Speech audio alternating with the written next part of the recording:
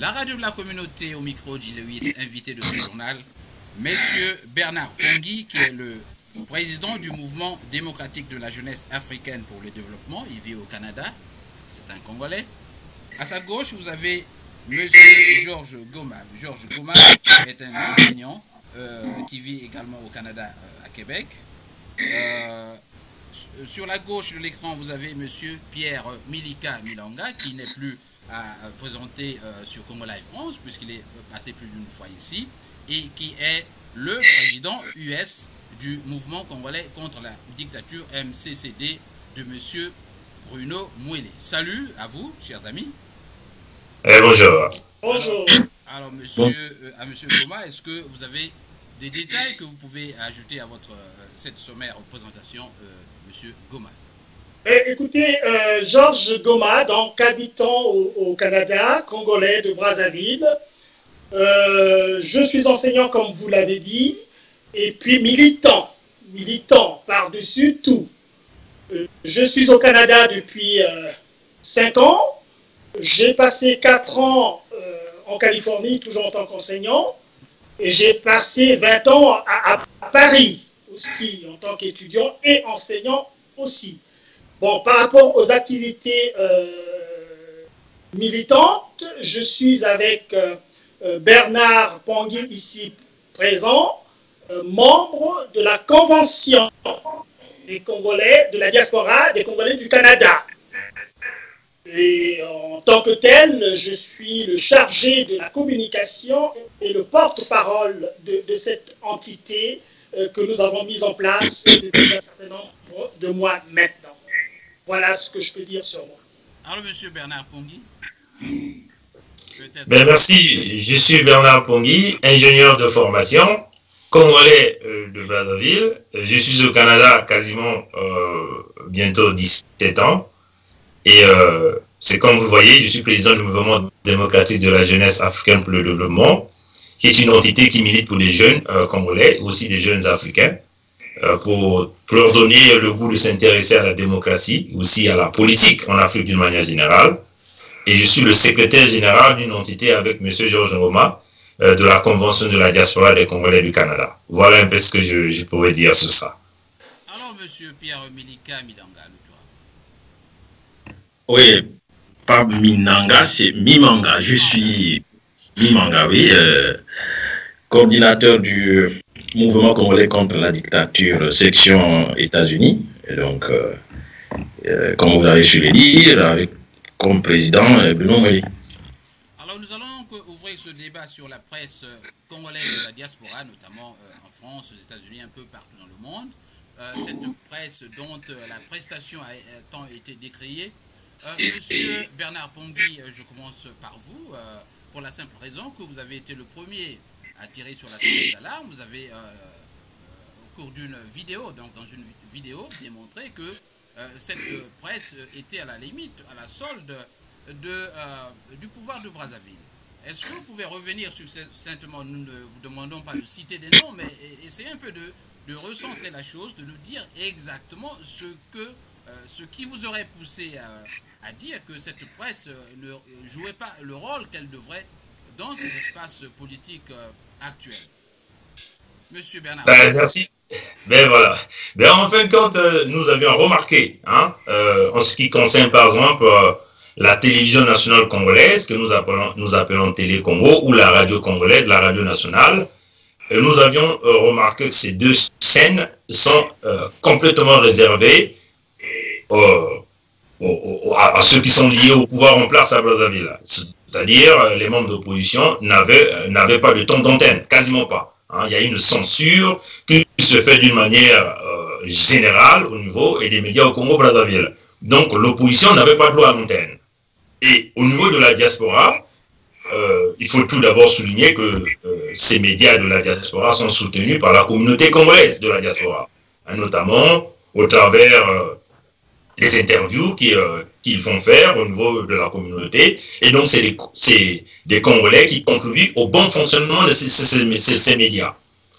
Et depuis un certain bout de temps, nous avions remarqué, selon les publications, que toutes les fois, les dignitaires du pouvoir de Brazzaville, il faut souligner ici un pouvoir qui a été rejeté par le peuple congolais, un pouvoir que le peuple congolais appelle le pouvoir illégitime et illégal. Hein. Toutefois, ces dignitaires arrivent au niveau de Paris, un certain nombre de médias sont au courant de leurs mouvements et de leurs activités au niveau de Paris. Et par contre, ces médias accordent un temps d'importance, un temps d'antenne plus important à ces dignitaires de ce pouvoir illégitime et illégal de Brazzaville au niveau de Paris. Et ça nous a permis de réfléchir pour dire, attends, comment ça fait-il que ces dignitaires de pouvoir de Brazzaville, toutefois qu'ils arrivent au niveau de Paris, et ces médias-là sont au courant de leur activité, de leur jour de départ, de leur lieu de logement. Et donc, ça nous a poussé à réfléchir et donc à tirer sur la sonnette d'alarme pour dire, attention, il y a certains médias qui sont donc au courant des activités, qui travaillent avec le pouvoir en place, et nous avions donc suggéré que, bon, en réalité, quand on essaie de voir la chose, ces médias ont amené plusieurs explications en disant que, ben voilà, ils sont totalement indépendants, donc ils peuvent faire tout ce qu'ils veulent.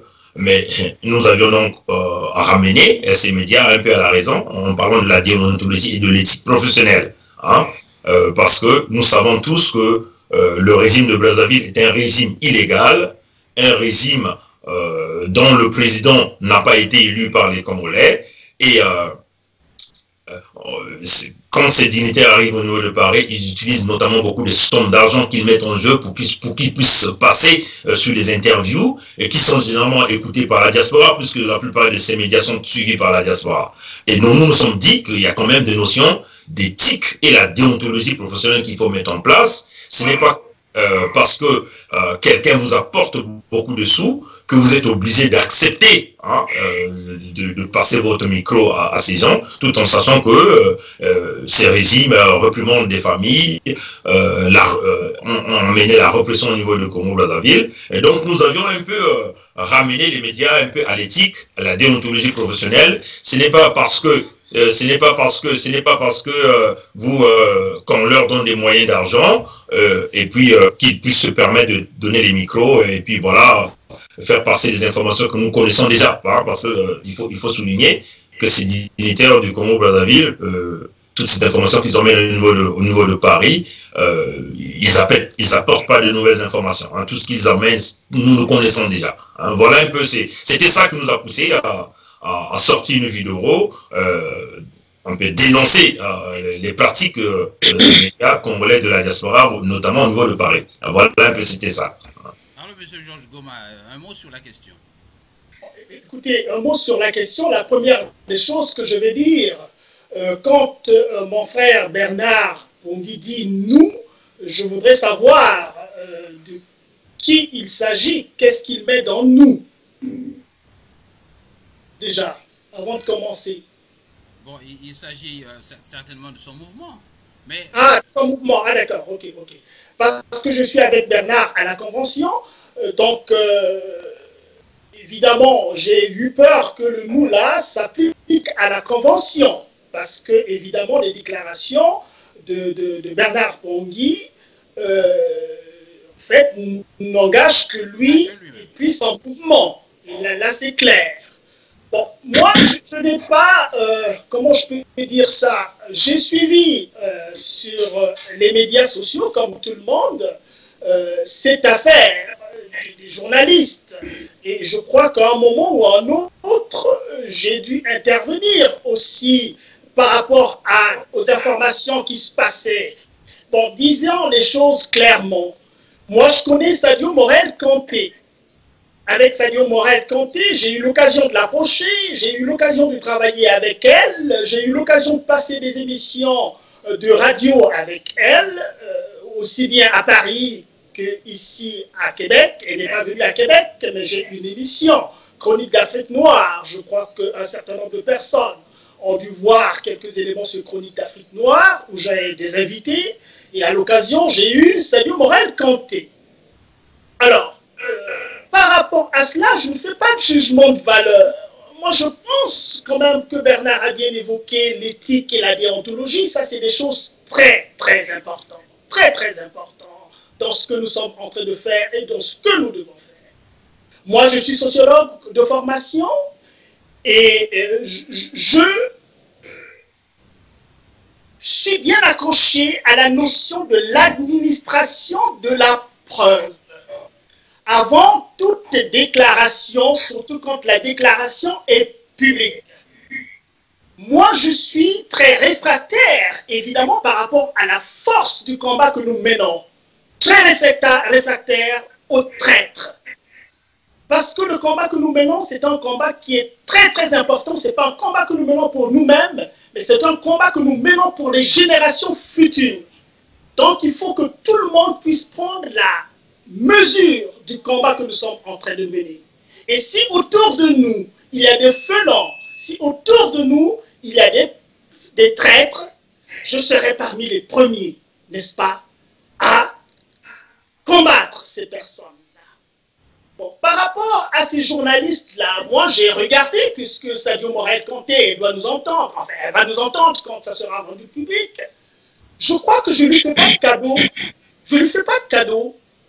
En privé, quand je suis avec elle au téléphone, je lui parle avec une franchise, avec une gravité qui ne se dément pas. Mais ce qu'elle me dit, c'est ce qu'elle veut me dire aussi, je peux le dire. Il peut arriver aussi qu'elle soit engagée dans certaines transactions. Ça, si elle ne veut pas me le dire, elle ne me dira pas et je ne le saurai pas. Moi, je ne me contente que de la franchise qu'elle veut m'apporter. Parce que quand je vois des choses comme ça, je l'appelle pour lui demander, mais qu'est-ce qui se passe? Qu'est-ce qui se passe par rapport au combat que nous menons? Okay? Donc, ce qu'elle m'a dit, mais écoute, Georges, tu me connais. Elle est journaliste. Elle n'est pas que journaliste, Sadio Morel-Kanté. Elle est militante aussi. Et c'est son droit le plus absolu d'avoir cette double casquette dans l'histoire, on l'a vu. Quand on voit la presse, que ce soit écrite ou la presse audiovisuelle, télévisuelle, on ne peut pas dire que les gens de la presse soient neutres en tant que tels. Il y en a qui sont accoquinés à la droite, il y en a qui sont à la gauche, il y en a qui sont au centre. Donc par rapport à son militantisme, elle se positionne aussi, et on l'a vu sur la place de Paris. Je l'ai vu à l'œuvre sur la place de Paris, Sadio Morel-Kanté. Je ne la défends pas, mais je dis tout simplement ce que je connais de la personne. Tout le monde a vu. Je vous ai dit que j'ai vécu 20 ans de mes années à Paris. La guerre, quand elle commence, je suis à Paris. J'étais même au Congo, Brazzaville. J'ai dû rentrer au Congo, à Paris en catastrophe. Vous voyez? Donc j'ai vécu la guerre civile de 1997 dans ma chair au Congo, Brazzaville, avant de revenir en France. Vous voyez? Donc j'ai constaté quand même que l'arrivée de Sadio Morel-Kanté à Paris avec sa méthode. Sadio, c'est Sadio. Enlever quelque chose à Sadio, ce n'est plus Sadio. Donc, elle a une approche qui irrite certainement d'autres personnes. Mais elle fait ce qu'elle fait. Elle a son approche à elle. Elle a fait bouger les lignes à Paris. Ça, on ne peut pas lui refuser ça. Tout le monde l'a vu comment elle bouscule les choses. Vous voyez? Donc, par rapport à ce qui s'est passé, bon, jusque-là, je me contente tout simplement de la vérité qu'elle m'apporte. Parce que j'ai dit, mais attendez, qu'on apporte les preuves de ce que j'ai reçu l'argent des autres. Et puis aussi, une autre chose pour ne pas trop parler, laisser la parole aux autres. Vous savez, dans le combat que nous sommes en train de mener, il faut que nous réfléchissions ensemble et surtout que nous formons des groupes dans lesquels nous avons la confiance inébranlable des uns envers les autres. Si la confiance n'existe pas entre nous, on n'a rien à faire ensemble et les choses iront à volo. Ça, c'est l'une des conditions sine qua non. La confiance est très, très, très importante. Et très importante. Oui. Parce que, oui, je veux dire ceci, je vais terminer. Parce que, mais nous cherchons l'information, non? Est-ce que nous pouvons évoluer quand on n'a pas l'information? Et l'information aussi, on met des stratégies pour avoir ces informations-là. Quand un journaliste doit recevoir, à mon sens, je peux me tromper et je m'en excuserai, mais un journaliste doit recevoir tout le monde parce qu'il cherche l'information. Ça fait longtemps que Sadio Morel reçoit, depuis longtemps, les dignitaires qui viennent de Brazzaville, qui viennent à Paris, elle passe son micro, et ainsi de suite. Ce n'est pas la première fois. Voilà ce que je pourrais dire d'emblée, hein, mais je dis une fois de plus, je ne défends pas Sadio Boran-Kanté, je restitue tout simplement la connaissance que j'ai de ce personnage de notre vie de militant à Paris et qui joue aussi du journalisme. Oui, merci, monsieur Georges Goma. Alors, à vous, monsieur Pierre Milika Mimanga, j'ai une question. Qu'y-a-t-il d'anormal de cacher une adresse? Vous savez que la presse est régie par une charte. Notamment en France, on parle de la charte de 2011 et le journaliste a l'obligation de protéger ses sources, notamment. Alors, je ne comprends pas pourquoi la communauté congolaise souhaiterait que ces journalistes qui ont ce devoir éthique et déontologique de protéger leurs sources veuillent mettre dans la rue ces adresses de, entre guillemets, dignitaires qui arrivent en France pour des missions. Est-ce que vous pensez que ce n'est pas le fait que ce que ces journalistes font actuellement s'inscrit dans le droit fil du travail qu'ils veulent faire, notamment de l'éthique dont on parle? Monsieur Pierre Milika Mimanga. Oui, bon, merci. J'ai entendu Monsieur Mpungi et Georges.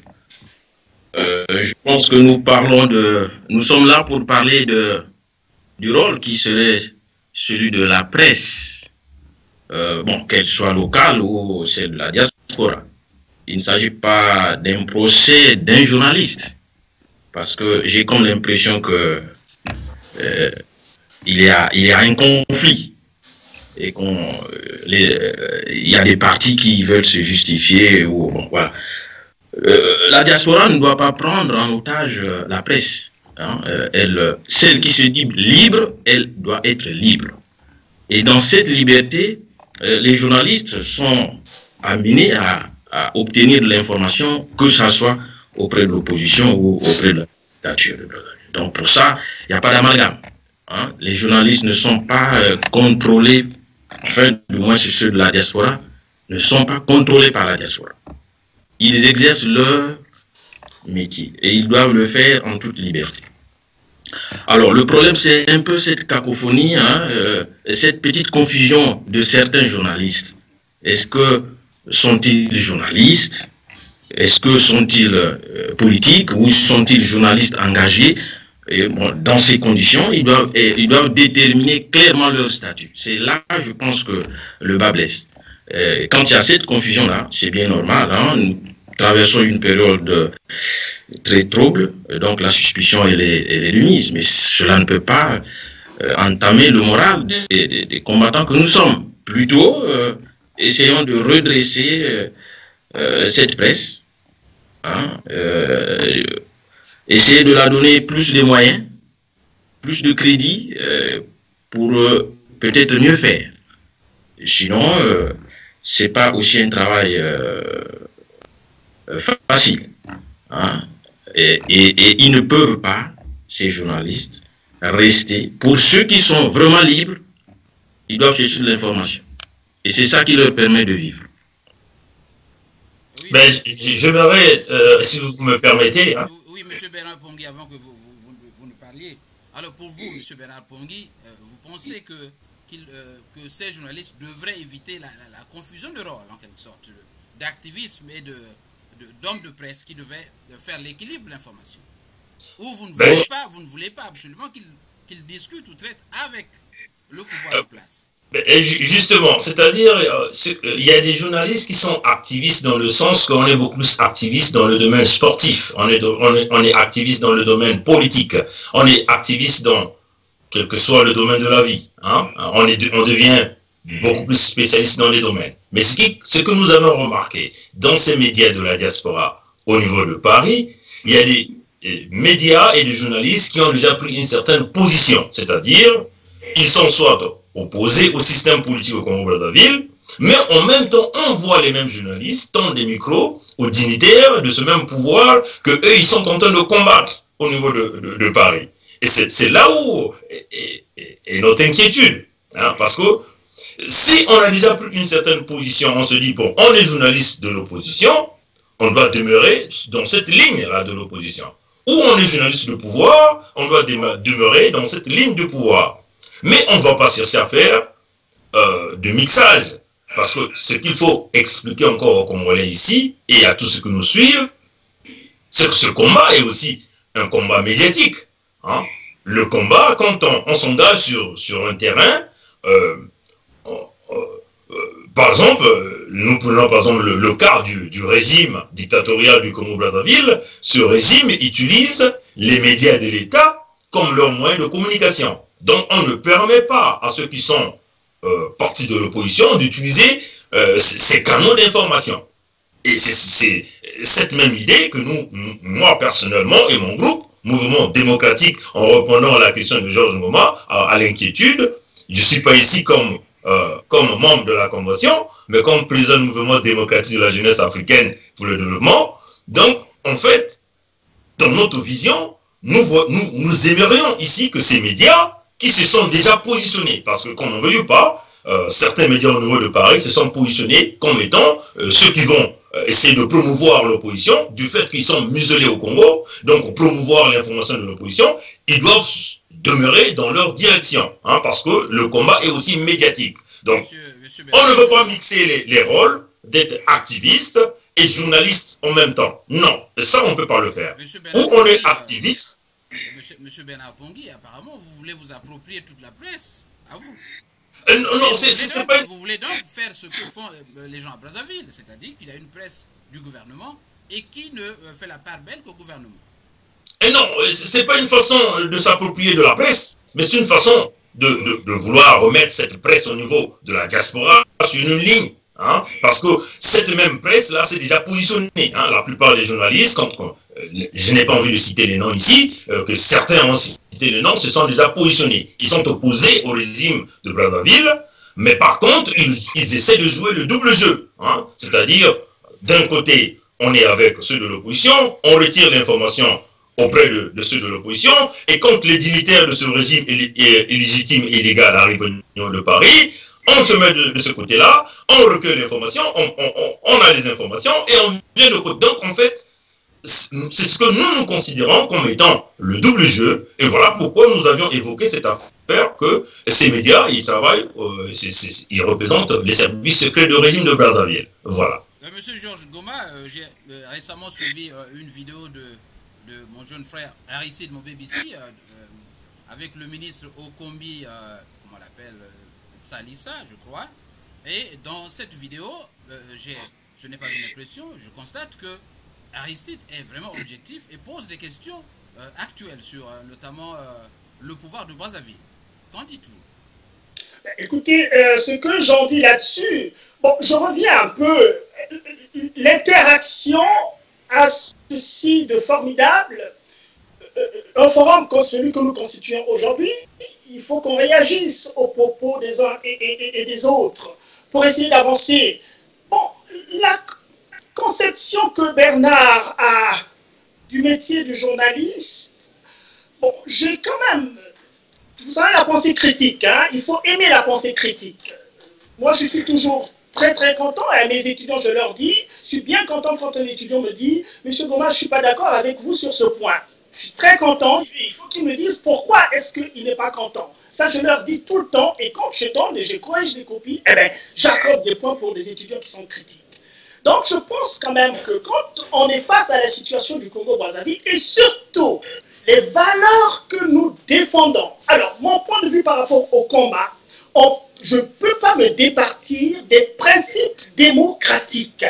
Des principes démocratiques, je crois que c'est ça au centre de combat. Si j'ai de l'essence dans mes muscles pour continuer le combat, c'est parce qu'on veut arriver au Congo à l'instauration d'une vraie démocratie. Et la vraie démocratie, c'est quand même la diversité des opinions. Moi, je ne peux pas me cantonner dans l'approche où on sépare des presses pour l'opposition, des presses pour le pouvoir en place, alors que nous avons un seul pays. Nous voulons atteindre un même objectif au Congo-Brazzaville. Vous voyez? Donc, ceci est très, très, très important. Il faut écouter tout le monde. Il faut aller vers le débat. Il faut aller vers le débat parce que c'est de ce débat-là que jaillira la lumière. Apporter la contradiction aux gens que vous pensez que, évidemment, ils disent des choses. Venir sur M. Mobébissi, ben c'est très bien, évidemment. Moi, je suis dans cette approche de tendre le micro à tout le monde. Mais maintenant, quand on a des doutes, parce que tendre le micro, c'est une action physique. On prend le micro, sa main est là, on tend le micro. Mais en dehors de cet aspect physique de tendre le micro, il y a un aspect beaucoup plus spirituel de ce qu'on a dans la tête. C'est là où c'est important. Et c'est là où je suis d'accord avec Bernard Pongui qu'il y a des gens qui peuvent nous flouer. Il y a des gens qui peuvent nous flouer. Mais les gens qui nous flouent, il faut travailler en profondeur pour avoir cette preuve-là qui sont en train de nous flouer pour qu'on s'occupe d'eux par rapport à notre combat. Vous voyez? Donc, pour terminer là-dessus, je suis bien content que Aristide ait souvent cette opportunité de parler à tout le monde. Et la chose la plus essentielle, c'est le contenu. Le contenu des questions qui sont posées à ces gens-là. Moi, j'avais été à la place de Aristide ou des autres journalistes. J'ai M. Okombi Salissa en face de moi. Je pense que je passerai toute une journée à préparer cette entrevue et lui poser les questions les plus profondes, les plus percutantes, les plus graves qui soient par rapport à la façon dont ils sont en train de mener le pays dans le chaos. Voilà ce que je peux dire à ce niveau-là. Alors nous allons, à moins que vous ayez, monsieur Bilika, nous allons aborder l'aspect de l'autonomie, ce qui peut donner à cette presse une certaine autonomie. Est-ce que vous pensez que ces journalistes dont nous parlons, y compris moi-même, avons les moyens de nous assumer et de nous mettre à l'abri de ces dérives? Est-ce que la communauté qui parle de ces journalistes a une pensée vers ces journalistes? Je ne vois pas ces aspects de petits pourboires, mais est-ce qu'il y a au niveau de cette diaspora une espèce de caisse, en quelque sorte, qui éviterait ces dérives? Parce que les gros payeurs, donc ceux qui viennent de Brazzaville, ont beaucoup plus d'argent pour, comme on le dit, payer ces journalistes, les acheter et puis donc acheter l'information. Est-ce que vous, au niveau des USA, vous pensez justement à mettre les journalistes à l'abri de la corruption? Monsieur Pierre Milika Mimanga. Non, le mouvement congolais contre la dictature n'a pas à s'ingérer dans le travail de chacun. Vous êtes libre, en toute liberté, faites votre travail. Maintenant, le grand moyen, c'est la conscience. Si votre conscience vous permet de prendre de l'argent, ça n'engage que vous. Faites votre travail, nous n'avions pas des moyens particuliers à allouer à la presse. Nous ne sommes pas le pouvoir. Mais je dis que au niveau actuel, aucune presse ne peut vivre de ses moyens, de la publicité, parce que c'est ça qui fait vivre la presse, monsieur Georges Goma. Est-ce que vous pensez que Aristide Mobélissi, Ziana TV et les autres ont ces moyens-là de s'assumer? Là encore, je ne suis pas dans leur trésorerie et on ne m'a jamais fait de confidence sur la façon dont ils gagnent leur vie. Et la seule chose que je puisse dire, s'ils sont des journalistes professionnels, et comme tous les autres journalistes professionnels qui vivent de leur métier, ben écoutez, je ne veux pas condamner non plus ces gens de demander des cachets aux gens qu'ils interrogent. Ça se fait comme ça dans toutes les presses. Je ne pense pas qu'il y ait une presse qui soit bénévole. Alors qu'ils ont du matériel à acheter, ils ont des déplacements à assurer, et en tout cas, ils sont professionnels. Je pense que quand on est professionnel, on doit pouvoir vivre de son métier. Bon, maintenant, c'est, comment dire, le degré, comment je peux dire ça, la conscience, évidemment, il y a l'argent qui est propre, il y a un argent qui est un argent sale aussi. Cela existe. Voilà, on ne peut pas accepter qu'un médecin demande des honoraires quand il soigne un malade et quand fustige le journaliste quand il prend un cachet pour avoir tendu son micro à une personne qui voudrait faire passer une idée dans le grand public. Donc là aussi, si au niveau de la diaspora, nous étions suffisamment bien organisés, mais nous aurions constitué des caisses pour aider ces journalistes qui nous accompagnent dans le travail que nous sommes en train de faire, dans le combat que nous sommes en train de mener. Ça, c'est très, très, très important, cela. Hein? Mais si nous ne sommes pas organisés, Même Non. pour envoyer quelque chose à quelqu'un, bon, je n'en sais rien, c'est une idée que je donne comme ça. Bon, voilà. Là, sans vous Bernard Pongui a fait une proposition dans ce sens l'autre jour, Bernard. Je vous ai suivi parler directement à ces journalistes. Vous avez dit que s'il y a lieu de vous envoyer de l'argent, on peut le faire. Non? Mais voilà, donc tout d'abord, j'aimerais dire ici à Georges que la diaspora elle est déjà organisée, la diaspora elle est bien organisée. Hein. Si aujourd'hui ces médias arrivent à survivre, c'est grâce à l'apport de la communauté congolaise, hein, la communauté africaine d'une manière générale. Et c'est déjà cette communauté qui donc a eu à promouvoir même déjà ces médias. Si nous voyons aujourd'hui le régime de Brazzaville courir vers ces médias, c'est parce qu'il y a déjà eu une promotion de la communauté vers ces médias. Hein. C'est-à-dire les apports que nous donnons par les moyens des interviews ou des émissions que nous passons, c'est une façon de contribuer à l'évolution de ces médias. Et c'est aussi une façon de supporter ces médias. Hein. Bon, maintenant, en ce qui concerne mettre en place une caisse, ça dépendra tout d'abord aussi de l'éthique et de la déontologie professionnelle de ces médias. Hein, parce que par exemple, le bruit qu'il y a eu tout autour des médias au niveau de Paris, et nous savons tous ce qui s'est suivi après, plusieurs Congolais pouvaient arriver à être des donateurs, à supporter ces médias. Hein, mais le tout partira aussi de ce que ces médias veulent nous présenter, hein, de ce qu'ils veulent nous présenter, de quelle façon qu'ils veulent vouloir conduire prochainement leur industrie médiatique ou encore leur chaîne de télévision ou de radio. Hein.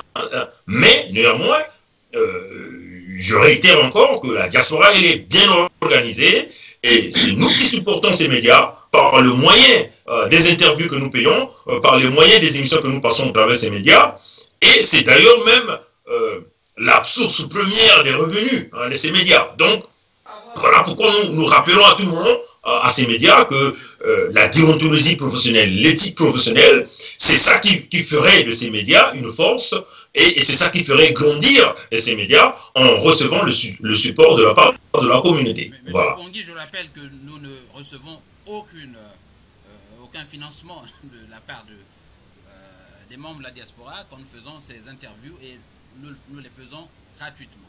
Alors, est-ce que j'ai une question personnelle à tout le monde ici? Non, je voulais. Allez-y. Ouais, je pense que la liberté de la presse ne doit pas la mettre en cause. Maintenant, s'il y a une presse qui se détermine, qui se dégage, hein, qui se proclame de l'opposition en ce moment-là, puisque elle va assurer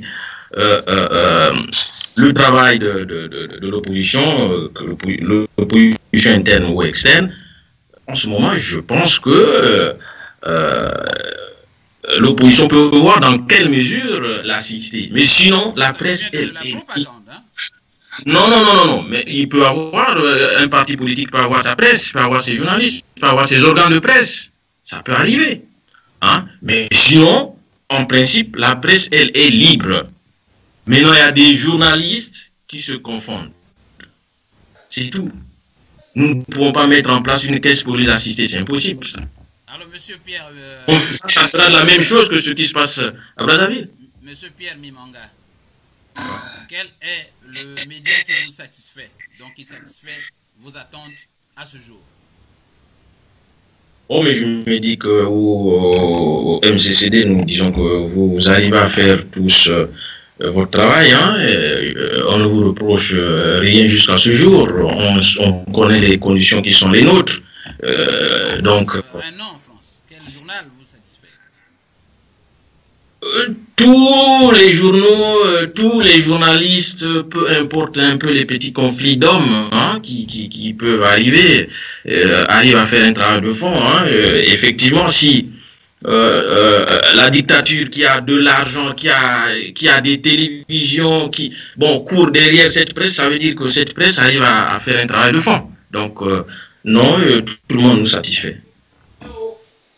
Merci, nous allons donc passer à la deuxième partie de cet entretien, à moins que vous ayez, M. Goma, un petit mot à ajouter, mais sinon, nous parlons de l'actualité politique au Congo-Brazzaville. Alors nous avons appris que les combats ont repris dans la région du Poul. Est-ce que quelqu'un aurait quelques nouvelles fraîches du pays au-delà de ce que nous lisons sur Facebook,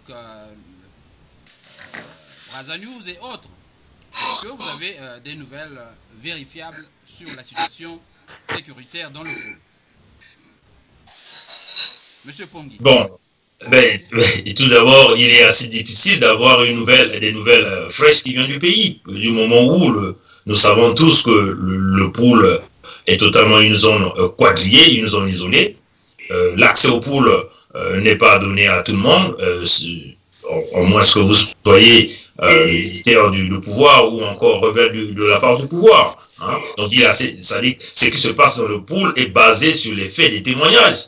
Hein, sur les faits des témoignages que nous pouvons recevoir au travers les médias sociaux, où nous voyons des hélicoptères survoler le Poul, faire des bombardements de village en village, où nous voyons des femmes avec des cervelles par terre, tirées à bout portant, aussi des images, nous voyons des enfants froidement assassinés, des vieillards assassinés, des villages entiers complètement détruits. La situation du Poul aujourd'hui, c'est une situation grave. Hein. On ne peut pas accepter qu'au XXIe siècle, de telles exactions se passent dans un pays et personne ne dit aucun mot. Même les ressortissants, les politiciens ressortissants de la région du Poul, tous ces gens-là ont carrément fermé leur bouche. Hein. Même leur grand candidat, Parfait Koulela, tous les ministres qui sont dans le gouvernement de Sassou Nguesso, le gouvernement illégitime et illégal, personne ne dit un mot. Même l'opposition, les Mathias Nzan, tous ces leaders d'opposition, personne ne dit rien sur ce qui se passe dans le Poul. Hein. C'est vraiment avec amertume que nous voyons toutes ces images et d'ailleurs que nous appelons la communauté internationale au moins de dire quelque chose parce que c'est une destruction. Mais soyez-en sûrs que quand ils finiront au Poul, ils passeront à la Bwenza, ils passeront dans la Lukumu, dans le Niari et dans le Kwilu. Hein? C'est inacceptable au XXIe siècle, la situation du Poul au Congo-Brazzaville. Voilà un peu ce que j'étais à dire. Peut-être un mot là-dessus? Oui, mais écoutez, ce qui se passe dans le Poul, comme l'a dit Bernard Pongui, est très, très grave. Je pense que nous avons tiré la sonnette d'alarme depuis très très longtemps quand la guerre dans le Poul, d'ailleurs la guerre dans le Poul, dans le Sud, n'a jamais terminé depuis 1997. Il faut dire les choses comme elles se présentent. La guerre que Sassou Nguesso mène depuis 1997 se continue jusqu'aujourd'hui. Quel est son but? Ah ben, ça c'est à lui de nous dire, mais on sait à peu près quand même comment est-ce que la personne procède. Vous savez? On voit très bien ce qui se passe. Lissouba n'est pas là, n'est plus là. Hein. Depuis 20 ans que Lissouba n'est plus là, à qui on a mis sur la tête que voilà, c'est lui qui a été le mal absolu au Congo-Brazzaville. C'est lui qui avait créé la guerre, qui est allé réveiller un individu en train de dormir sous ses lauriers. C'est lui qui était le tribaliste par excellence, là. Hein. Ça fait 20 ans qu'il est parti, mais pourquoi encore la guerre dans le Sud? Et moi, ce qui est compréhensible pour moi, c'est d'entendre les ressortissants du Poul qui sont dans le gouvernement dire que le mal du Poul c'est Ntoumi et pas la personne qui achète des ordres de Staline à tout va. Donc qui a pris l'armée, la police, les instruments de répression de l'État à sa charge pour tirer sur ses propres populations.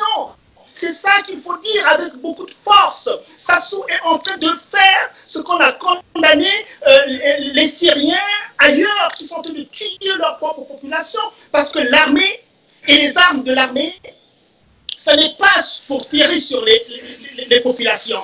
Il y a d'autres méthodes qu'il faut utiliser pour, entre guillemets, discipliner ces populations-là quand ils s'en font quelque chose. Pourquoi quand l'Angola vient faire des gesticulations à la frontière là-bas, pourquoi ils se taisent? Pourquoi l'armée congolaise ne va pas repousser les Angolais? Dernièrement, c'est les Congolais de la RDC qui sont allés à l'île Mbamou. On n'a pas vu les mouvements de l'armée. Et pourtant, l'armée a acheté des armes. Et des armes, des cargaisons, on n'a pas arrêté. L'argent du pétrole est passé dans l'achat des armes. Donc, toutes ces armes-là, c'est pour braquer sur les Congolais? Non, ce qui se passe dans le Poul est vraiment regrettable. Et ceux qui sont encore, à mon sens, les plus dangereux, finalement, ce n'est peut-être pas Sassou Nguesso, mais c'est encore des gens qui le soutiennent et qui sont ressortissants de ces régions du Sud. Parce que la démarche de M. Denis Sassou Nguesso, l'idéologie de M. Denis Sassou Nguesso, c'est d'abattre les hommes du Sud. Il faut le dire avec beaucoup de force, parce que c'est cela, la vérité, elle est là. Mouibara 1, Mouibara 2, Colombe 1, Colombe 2, qui n'a pas vu les documents là-dessus? Pour s'en convaincre, qui n'a pas vu les documents là-dessus? Pourquoi on a encore des gens du Sud qui continuent à supporter un tueur? Je le dis avec force, et M. Sassou Nguesso m'a déjà entendu le dire avec beaucoup de force, et je n'arrêterai pas à le dire avec beaucoup de force. Vous voyez? Voilà ce que je voulais dire par rapport à ce qui se passe au Sud. Monsieur Pierre Milika Mimanga, votre parti, le mouvement congolais contre la dictature de M. Bruno Mouillet, s'est-il réuni pour essayer d'analyser ces derniers développements de la situation au Pôle? Oui, nous étions même en conclave hier soir. Bon, ce qui se passe dans la région du Pôle, c'est la désolation. Voilà pourquoi nous demandons à tous de mettre bas la terre et que nous avions un objectif, c'est faire partir cette dictature des affaires. Et donc, on n'a plus de commentaires à faire. La population du Pôle, comme celle du Congo tout entier, souffre. Et il y a urgence.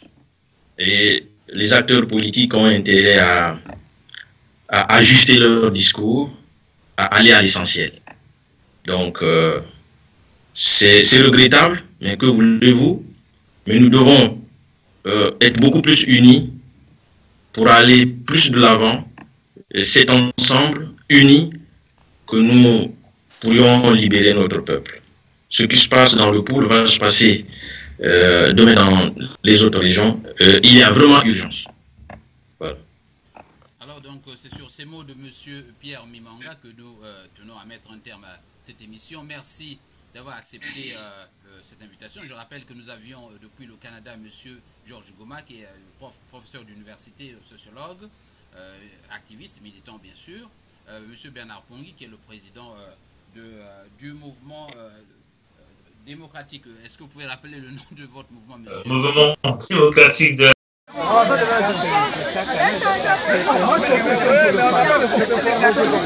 Maintenant, l'information. J'attends l'information sur la guerre. Non, c'est des Congolais qui veulent la bénédiction. Comme on dit, j'ai plus beau d'informer quand le pasteur vient avec les cartes de bénédiction du Congo. Déjà rempli. Mais comment moi je logique? Moi, je suis en train de vérifier.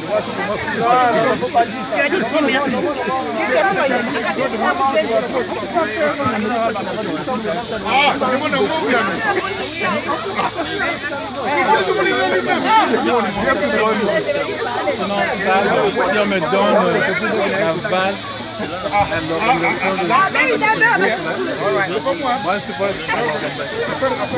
il y a des autres talents, mais la photo.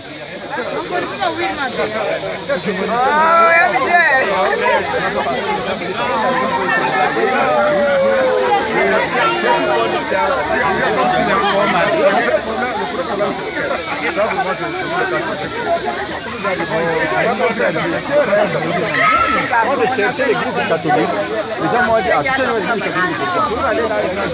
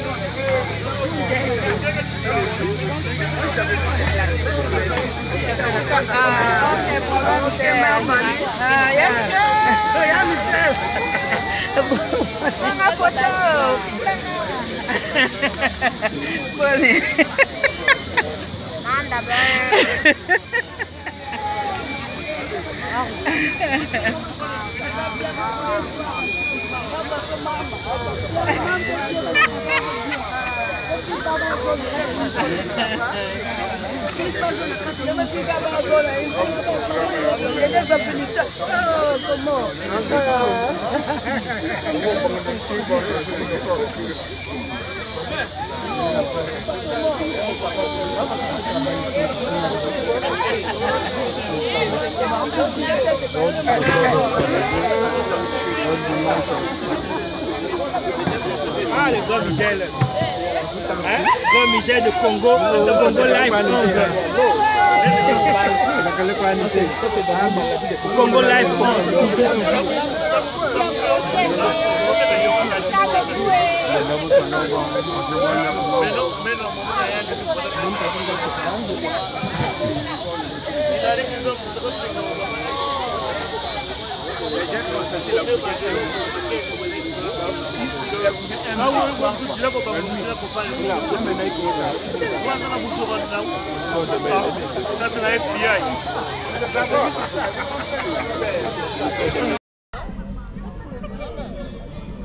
La radio de la communauté au micro Jean Lewis, nous sommes le 14 août 2016, ici à la plage donc du lac Michigan, au nord de la ville de Chicago. Nous avons une Congolaise en train de célébrer ici avec les autres membres de la communauté congolaise qui va devoir se présenter à vous. Bonsoir. Bonsoir, mon nom est Riza Mbemba, je suis congolaise, ça fait au moins 3 ans que je suis à Chicago, aux États-Unis ici. Voilà, c'est tout. Voilà, Madame Bemba, bienvenue sur la radio de la communauté. Alors, vos impressions, aujourd'hui c'est la fête, demain ce sera encore la fête un peu partout dans le pays, au Congo-Brazzaville. Que représente pour vous le 15 août 1960? Je pourrais dire que le 15 août c'est la fin de l'indépendance, c'est vrai que... Mais je ne suis pas sûre que le Congo-Brazzaville est vraiment indépendant parce que je trouve que nous sommes toujours sous le contrôle des Français et des Blancs. Donc c'est juste, je peux dire que le 15 août c'est juste quelque chose, c'est pas de l'indépendance pour nous. Alors vous pensez que l'indépendance du Congo jusqu'à ce jour n'est qu'une utopie, hein? Oui, c'est juste quelque chose que on nous apprend depuis que nous sommes petites, mais pour moi c'est pas encore, nous ne sommes pas encore indépendants. Alors que proposez-vous? Quel remède? Bien, premièrement, nous devons plus être sous le contrôle des Français. Comme on dit, un pays indépendant, nous sommes libres de faire ce que nous voulons. Soyons libres de voter qui nous voulons, de choisir un président qui nous voulons, comme ici aux États-Unis. Ce sont les citoyens qui décident sur qui sera le président et non les Français d'un autre pays qui décident. Merci beaucoup, madame, et bonne fête à vous. Merci.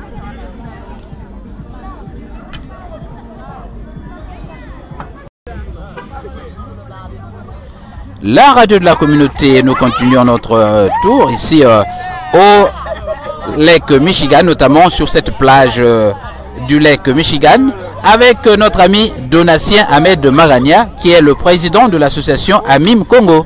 Alors bonsoir monsieur Maragna. Bonsoir.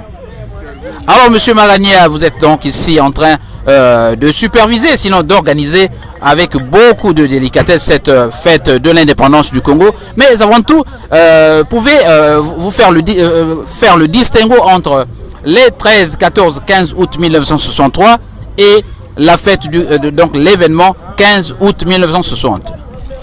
Oui, l'association AMIM Congo est très contente d'avoir rassemblé les Congolais d'Illinois autour de l'indépendance, de l'anniversaire d'indépendance de notre pays. Bon, en fait, c'est pas facile de nous rassembler comme nous le faisons aujourd'hui. Bon, les occasions sont rares, mais aujourd'hui nous en avons profité pour lancer encore l'anniversaire de l'indépendance du pays. Voilà. Je tenais à parler à l'intégralité de la communauté congolaise d'Illinois et surtout même à tous nos compatriotes à travers le monde par votre radio, que je remercie d'ailleurs. Parce que nous avons remarqué qu'il y a souvent une confusion beaucoup, surtout avec nos jeunes qui grandissent, ou même certains de notre génération qui ne savent pas définir l'indépendance du pays. En fait, le Congo est indépendant quand, à mon avis, le pays a un seul jour de l'indépendance. Même les États-Unis, qui semblent être un continent, ont un jour d'indépendance, c'est le 4 juillet. La France parle du 14 juillet. Mais certaines personnes dans notre pays, même les hommes politiques, certains même candidats à la présidence dans notre pays, parlent de 13, 14, 15 août. Et j'ai pensé que l'occasion était arrivée pour que j'éclaircisse la lanterne pour certains de nos compatriotes. En fait, il y a quelle différence entre 13, 14, 15 août et 15 août? Le Congo est indépendant le 15 août 1960. Parmi les leaders qui ont lutté pour l'indépendance du pays, il y a un certain abbé qu'on appelle l'abbé Philbert Youlou. Vous remarquerez que le 15 août est le jour à la religion catholique, c'est une fête religieuse qu'on appelle l'Assomption, c'est-à-dire la montée de Marie, la mère de Jésus, au ciel. Et c'est pour ça que, lui étant prêtre, il avait pensé dédier le Congo à la Sainte Vierge Marie, et il a donc voulu que le jour d'indépendance soit le 15 août. Il avait souhaité. Vous verrez que le Gabon, le Congo, le Cameroun sont autour du 13, 14 et ainsi de suite, 16 août. Et lui, il a choisi le 15 août parce que le 15 août, c'est l'Assomption, c'est-à-dire la montée de Marie au ciel. Étant prêtre, il a souhaité ce jour-là. Et donc le Congo est devenu indépendant le 15 août. Et à la fin, l'abbé Philbert Youlou a été promu président du Congo en 1960. En 1961, il a fêté l'indépendance, le premier anniversaire d'indépendance. En 1962, il a fêté le deuxième anniversaire de l'indépendance du pays. Pendant qu'il s'apprêtait à célébrer le troisième anniversaire de l'indépendance, il y a eu un mouvement dans le pays. Des syndicalistes se sont soulevés parce que il y a eu un problème entre le gouvernement et la population en général. Et parmi les ministres, la population a pensé que les gens étaient devenus trop hautains et ils ont demandé le départ du gouvernement d'un des ministres, en l'occurrence M. Nzala Kanda. Et quand les syndicalistes sont montés au créneau, ils ont marché le 13 août 1963, pendant que lui, il était en train de préparer la fête de l'indépendance. Ils ont négocié, la négociation n'a pas abouti. Ils sont repartis à la maison. Le 14 août, les Sénégalais sont revenus dans la rue. Ils ont marché. L'abbé Philbert Youlou a senti que le poids devenait très lourd. Alors qu'est-ce qu'il a fait? Il a accepté de radier M. Nzala Kanda du gouvernement. En ce moment, les syndicalistes se sont vus que le gars est devenu faible. Alors, ils ont demandé maintenant son départ. C'est comme ça que quand ils repartent à la maison, le 15 août, ils se réveillent. Alors, l'abbé Philbert Youlou ne peut plus fêter l'indépendance du Congo. Il a attendu qu'est-ce que les journalistes, les Sénégalistes devaient faire. Les Sénégalistes sont venus encore avec une autre revendication. Cette fois-ci, c'était le départ de l'abbé Philbert Youlou. Et entre-temps, l'armée française a intervenu et il y a eu à tirer sur la voisine. Il y a eu 3 morts. Dans un certain Raphaël Massamba, vous allez voir une école à Brazzaville. Et c'est là où on parle des 3 martyrs de la révolution congolaise. Et donc, la différence entre l'indépendance du Congo et le 13, 14, 15 août, c'est que le Congo est indépendant le 15 août 1960. Les 13, 14 et 15 août sont des journées qu'ils ont appelées les 3 glorieuses journées. C'est-à-dire que des journées où les syndicalistes ont revendiqué pour faire partir l'abbé Fulbert Youlou et pour amener le socialisme scientifique au Congo. Bon, pour certains, le socialisme scientifique était peut-être une réussite pour le Congo, mais pour d'autres, on te dit que ça a été un leurre. Mais entre-temps, toute la population congolaise a été amenée dans ce leurre. Parce que tout le temps que, pendant le monopartisme, tout le temps qu'on a fêté l'indépendance du pays, les gens ont parlé des 13, 14 et 15 août. Alors que l'indépendance n'était que pour le 15 août, mais tout le monde et les jeunes surtout ont vu les 13, 14 et 15 août. Et c'est pour cela que dernièrement, j'avais suivi un résistant qui a appelé la population de la Bouenza à résister. Mais par contre, il a dit que